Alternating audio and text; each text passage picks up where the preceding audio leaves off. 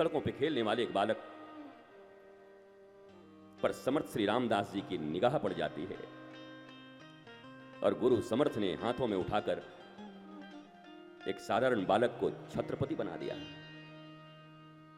जो below then 175 soldiers को लेकर के लाखों मुगलों के दांत खट्टे कर दिए हैं। 175 से कम सैनिक थे शिवाजी के पास, मुगलों की संख्या लाखों थी। जब पूछा किसी ने शिवाजी से इतना बड़ा युद्ध कैसे जीत लिया, तो शिवाजी ले गए और जाके दिखाया इनकी कृपा से। और तब ऐसे बैठे हुए थे, बहुत बूढ़े हो गए थे। बोला ये इनसे तो तलवार नहीं उठेगी। बोला इन्हें तलवार उठाने की जरूरत नहीं है, ये दुनिया के किसी भी गिरे हुए व्यक्ति को उठा करके छत्रपति शिवाजी बनाने की क्षमता रखते हैं। इनका नाम समर्थ श्री रामदास जी है, ये मेरे गुरु हैं। गुरु बिन भव निधि तरहि न कोई, जो बिरंचि शंकर सम होई। रामचरितमानस कहता है कि गुरु बिन भवनिधि तरहि न कोई, जो बिरंचि शंकर सम होई। बिरंची का अर्थ ब्रह्मा और शंकर का मतलब जानते ही हो। ब्रह्मा और शंकर के बराबर भी तुम्हारे पास अगर ज्ञान और शक्ति हो, तब भी रामचरितमानस कहता है गुरु बिन भव निधि तरहि न कोई। ध्यान देना, जिस हनुमान चालीसा का भी पाठ कर रहे थे, उस पाठ में आया जय जय जय हनुमान गोसाई, कृपा करहु गुरुदेव के नाई। भैया हनुमान जी की कृपा से भी काम नहीं चल रहा है लोगों का, ध्यान रखना। हनुमान चालीसा का प्रारंभ हो रहा है श्री गुरु चरण सरोज रज, निज मन मुकुर सुधारि, वरनौ रघुबर विमल जसु, जो दायक फल चारि। और विश्राम में तो सब कुछ गोस्वामी तुलसीदास जी हनुमान जी को कहते हैं कि हनुमान जी महाराज मेरे ऊपर कृपा करो। बोला कैसी कृपा करूं? मम्मी की तरह, पापा की तरह, भाई की तरह, मित्र की तरह, अंबानी की तरह, अडानी की तरह, किसकी तरह कृपा कर दूं बताओ? सरकार की तरह कृपा कर दूं बताओ? किसकी तरह कृपा करूं? इस दुनिया के सबसे धनवान, यशवान, श्रेष्ठ, तुम्हारी मां की तरह, पिता की तरह, भाई की तरह, बंधु की तरह, मुख्यमंत्री की तरह, प्रधानमंत्री की तरह कैसी कृपा कर दूं? तुलसीदास कहते हैं नहीं चलेगा। हनुमान जी ने कहा राम जी की तरह कर दूं? बोला नहीं चलेगा। हनुमान जी ने गदा उठाया, पर बहुत मार मारूंगा। राम जी मेरे इष्ट हैं और कहते हो राम की कृपा भी नहीं चलेगी, किसकी कृपा चलेगी?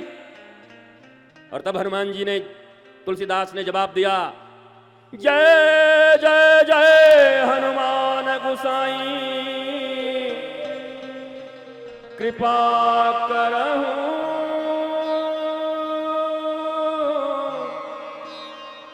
गुरुदेव की नाई। जय जय जय हनुमान गोसाई, कृपा करहु मेरी मम्मी की नाई, मेरे पापा की नाई, मेरे भैया की नाई, मेरी बड़े बड़े लोगन की नाई, मेरे राम जी की नाई, मेरे ठाकुर जी की नाई। कृपा करहु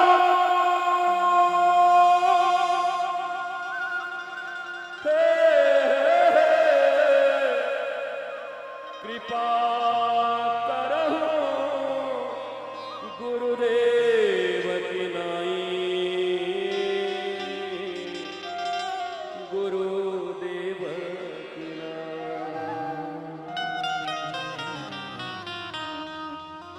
ये मैंने नहीं लिखा, ये हनुमान चालीसा में है। नहीं, हमें गाली मत देना कि बाबा क्यों उल्टा पुल्टा गुरु के बारे में बोलता है। हनुमान चालीसा में लिखा है, जिसका प्रारंभ भी वही है और विश्राम भी वही है। इस दुनिया में अगर कृपा कर सकते हो तो हे हनुमान जी मेरे ऊपर कृपा करो। बोला गदाधारी की तरह नहीं। बोला कैसा? बोला जैसे गुरु अपने शिष्य के ऊपर कृपा करते हैं वैसी कृपा कर दो। इस दुनिया में गुरु की कृपा ही श्रेष्ठ कृपा होती है, ये हनुमान चालीसा कह रही है। इसलिए मैं आप सबसे एक ही आग्रह करना चाहता हूं। देखो, पहला दिन परिचय का होता है, वक्ता से श्रोता परिचित हो जाएं, श्रोता को जिस ग्रंथ का श्रवण करना है उस ग्रंथ से परिचित हो जाएं, उस ग्रंथ की महिमा क्या है उससे परिचित हो जाएं, क्योंकि व्यक्ति सामान खरीदने तभी जाता है जब उसकी महिमा से परिचित होता है, जब उसके इंपॉर्टेंस को जानता है, तभी वो अपने इंपॉर्टेंट समय को उसमें इन्वेस्ट करता है। इस दुनिया में कोई ऐसा व्यक्ति नहीं जो वेस्टेज चीजों के लिए अपने इंपॉर्टेंट समय को इन्वेस्ट कर दे। सभी अपने समय को, मूल समय को बड़ी अच्छी जगह लगाते हैं। अब कथा इत्यादि अगर ऐसे ही है कि बाबा जी आते हैं, कथा करते हैं, तो कौन इसमें इन्वेस्ट करेगा समय को? और हम इसलिए इतना बोलते हैं कि हमारे बोलने के पीछे रीजन है। रीजन यही है कि ये हमारे आयोजक भी जानते हैं, भारतवर्ष भी जानता है कि कथा के साथ हमारा कोई व्यापार नहीं।